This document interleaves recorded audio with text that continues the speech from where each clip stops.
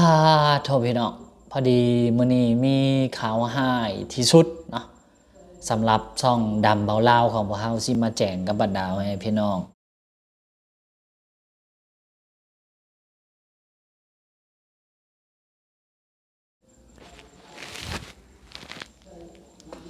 สบายดีและสวัสดีบรรดาให้พี่น้องหมดสุผู้สุกคนอีกตืมเส้นเก่าเส้นเคยเนาะโทษพี่น้องพอดีมื้อนี้มีข่าวร้ายที่สุดเนาะสำหรับช่องดำเบาเล่าวของพวกเฮาสิมาแจ้งกับบรรดาให้พี่น้องเนาะตลอดระยะการเดินทางของช่องดำเบาเล่าวเนาะ5 ปี6 ปีโทมาฮอดมื้อนี้ก็สิ้นสุดเนาะการเดินทางของช่องดำเบาลาวเป็นเยอะพ้อยเนาะพี่น้องเนาะที่เว้าแบบนี้เนาะบ่ได้หมายความว่าช่องบินช่องถึกลบหรือว่าจังใดเนาะแต่ว่าช่องดำเบาลาวตอนนี้คือแบบเฮาบ่สามารถเข้าไปแก้ไขหรือว่าจัดการในยังเกี่ยวกับช่องหันใดเลยเนาะพี่น้องเนาะคือเข้าไปเฮ็ดหยังบ่ได้เลยเนาะคือสิด้วยสาเหตุอันใดเนาะบ่าวดำก็บ่ขอลงลึกแต่ว่าหลักๆเนาะสาเหตุที่ช่องดำเบาลาวของพวกเฮามันมีปัญหาจุกจิกจูจี้จังซี่มาโดยตลอดน่ะเนาะหลักๆเลยก็คือมาจากช่องของเฮานี่เคยถูกแฮ็กนะพี่น้องเนาะก่อนหน้าย้อนไปประมาณ 2-3 ปีเนาะถ้าหากบรรดาให้พี่น้องท่านใดที่ว่าจื้อได้เนาะตอนนั้นตอนที่ว่าช่องของเฮายังบ่ถูกแฮ็กบ่ถูกเมียงน่ะคือบ่มีปัญหามีหยังเลยเนาะมันบ่มีปัญหาจูจี้จุกจิกมีหยังตามมาเลยแต่ว่าหลังจากที่ว่าช่องถูกแฮ็กเนาะถึงแม้ว่าเฮาสิกู้มาได้ก็ตามแต่มันก็มีปัญหาหั่นๆนี่หลายๆสิ่งหลายๆอย่างตามมาเนาะพี่น้องเนาะเทละเล็กเทละน้อยเทละเล็กเทละน้อยสะสมมาเรื่อยๆเรื่อยๆเรื่อยๆแล้วก็ปัญหาที่ว่ามันสะสมมาเรื่อยๆมันก็เริ่มแก่ยากขึ้นทุกมือแล้วก็จนมาฮอดเนาะประมาณมื้อวานนี้ตอนแรงเนาะพี่น้องเนาะก็บ่าวดำก็เข้าไปเบิ่งช่องปกตินั่นแหละแต่ว่าเข้าไปช่องมันคือว่าแปลกๆอันนั้นไปอันนั้นมาเนาะเอาไปเอามาคือแบบบ่สามารถเข้าไปแก้ไขอยู่ในช่องหันใดเลยเนาะพี่น้องเนาะคือเฮ็ดยังบ่ได้เลยแต่ว่าหน้าช่องนี่ยังเห็นอยู่ยังเห็นมีคลิปอยู่เนาะคลิปล่าสุดที่ลงไปก็คือเป็นคลิปที่เฮาไปอันนั้นนะเนาะท้ายตอนที่ว่าสาวนี่เพิ่นปลูกเห็ดน่ะเก็บเห็ดน่ะเนาะกับไปท้ายอันนั้นแล้วก็อัพลงไปเนาะก็ยังเห็นอยู่คลิปทุกสิ่งทุกอย่างทุกโตก็คือยังเห็นอยู่เนาะแต่ว่าเฮาบ่สามารถเข้าไปแก้ไขบ่สามารถเข้าไปจัดการแม่งกับหลังบ้านหั่นได้เลยเนาะคือบ่สามารถเข้าไป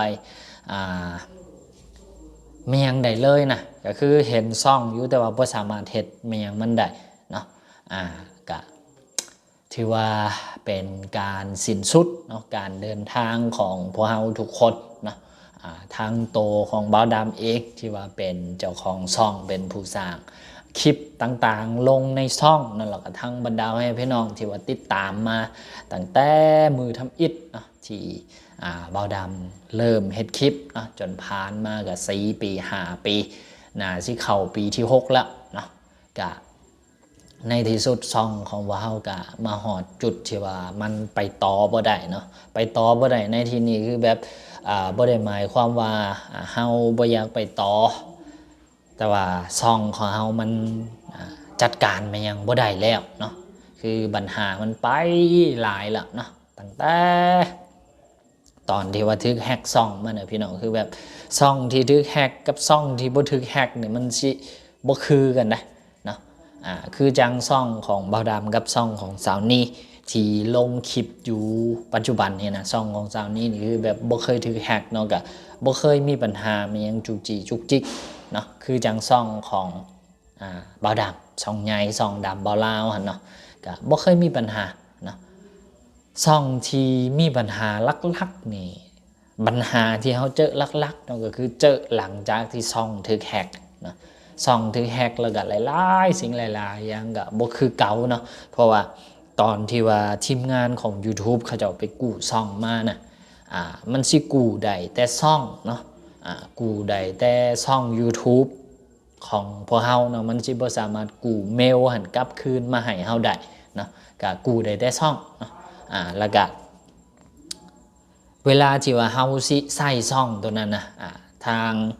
ทีม YouTube ของเพิ่นทีมสนับสนุนทีมซัพพอร์ตของ YouTube เพิ่นก็ใช้วิธีโดยการที่ให้พอเฮาสร้างเป็นบัญชีตัวไม้เนาะเป็น Gmail ตัวไม้เพื่อที่ว่าสิไปผูกกับซ่องที่เพิ่นกู้มาได้หั่นนะซึ่งซ่องที่ว่าเคยถูกแฮกไปแล้วก็เพิ่นกู้มากะแน่นอนนะว่าทีมงานของ YouTube ซัพพอร์ตทุกคนนี่เก่งเหมือนทุกคนแต่ในการที่กู้ข้อมูลทั้งหมดให้กลับมาสมบูรณ์แบบ 100% นี่ก็ค่อนข้างที่ว่าจะเป็นเรื่องยากเนาะแล้วก็ซ่องเฮาก็คือเป็นซ่องที่ว่าเคยถูกแฮกแล้วก็เคยได้ฮับเนาะการช่วยเหลือจากทีม YouTube ในการกู้กลับคืนมาก็นี่แหละนะหลังจากที่กู้มาได้มันก็มีปัญหาจุกจิกตามมาคือจังที่บอกเนาะเพราะว่าซ่องมันถูกแฮกไปถูกลบไปถิ่มหมดแล้วก็ไปกู้คืนมาก็ยากเนาะที่ว่าเรื่องข้อมูลมันอย่างต่างๆมันสิอยู่ครบคือจังซ่องที่ว่าบ่เคยถูกแฮกบ่เคยถูกโจมตีนะก็ค่อนข้างเป็นไปได้ยากเรื่องนี้เฮาก็เข้าใจดีเนาะแล้วก็คิดไว้แล้วแหละว่าจักมือนึงมันก็ต้องมาฮอดจุดนี้นะแล้วก็เนี่ยในที่สุดมันก็มาฮอดเนาะตอนนี้นะช่องของพวกเฮาที่สิเคลื่อนไหวต่อจากนี้ไปก็คือยังเหลือแต่ช่องเดียวนะช่องตัวนี้แหละนะเป็นช่องสาวนี่ชาแนลเนาะต่อไปคันเบาดำมาเฮ็ดคลิปลงในช่องนี้ดูกะสิเปลี่ยนชื่อเป็นสื่ออื่นนะที่ว่าบ่แม่นสื่อสาวนี่เพราะว่าสาวนี่ก็บ่ค่อยได้ลงคลิปบ่ค่อยได้เฮ็ดคลิปคือจังแต่ก่อนแล้วเนาะนับจังแต่ว่ามีลูกสาวมีน้องเมย์ที่ว่าจะต้องได้เอาใจใช้ดูแลนะสาวนี้ก็บ่ค่อยได้มาเฮ็ดคลิปคือจังแต่ก่อนหลักๆก็สิเป็นเบาดำที่ควบเฮ็ดคลิปทั้งซ่องนี่แน่ทั้งซ่องลักคันแน่เนาะก็ปะปนกันไปแบ่งกันลงก็ต่อไปก็อาจสิหันมาลงแต่ซ่องนี่แหละนะลงแต่ซ่องสาวนี้นี่เนาะก็ท้ายที่สุดเนาะถึงซ่องของพวกเฮามันสิบ่ได้อยู่กับพวกเฮาทุกคนแล้วเนาะทั้งโตของบ่าวดำแล้วก็ทั้งโตของบรรดาให้พี่น้อง FC หมดทุกคนเนาะกะบ่เป็นหยังเนาะแต่กะตลอดช่วงระยะเวลาที่ผ่านมาเนาะบ่าวดำกะดีใจเนาะที่บรรดาให้พี่น้องหมดทุกคนคอยติดตามสนับสนุนแล้วก็ซัพพอร์ตคอยให้คำแนะนำทุกสิ่งทุกอย่างเนาะจนซ่องของพวกเราเดินทางมาฮอด246,000 ผู้ติดตามเนาะก็สำหรับบ่าวดำเองก็คือแบบไกล